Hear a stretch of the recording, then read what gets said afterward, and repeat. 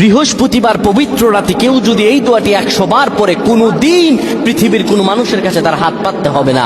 পৃথিবীর সবকিছু তার পায়ের নিচে আল্লাহ হাজির করে দিবেন। দারিদ্রতা থেকে মুক্তি দান করবেন, বিপদ আপদ থেকে মুক্তি দান করবেন, তার সম্মানকে সুউচ্চতা দান করবেন, অসুস্থতা থেকে দূরে রাখবেন। আল্লাহর অশেষ দয়া ও রহম তাকে দান করে দিবেন। সুবহানাল্লাহ। বৃহস্পতিবার রাত এটি গুরুত্বপূর্ণ রাত। এই রাত সপ্তাহে একদিন আসে।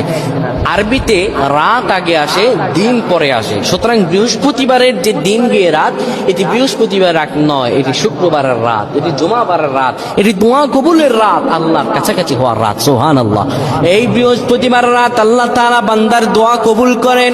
কেউ যদি বৃহস্পতিবার রাতে ঈশা নামাজের পরে পবিত্র হয়ে ইয়া হাইয়ু ইয়া হাইয়ু ইয়া হাইয়ু ইয়া রফিয়ু ইয়া রফিয়ু ইয়া রফিয়ু এই দোয়াগুলো পড়তে পারে 100 বার, আল্লাহ রাব্বুল আলামিন তার মর্যাদা বৃদ্ধি করে দিবেন। তার জীবনটাকে আমার আল্লাহ সুন্দরভাবে সাজিয়ে দিবেন। বিপদ আপদ বালা মুসিবত গুলো আমার রব্বুল আলামিন দূর করে দিবে। আল্লাহুম্মা আমিন বলেন।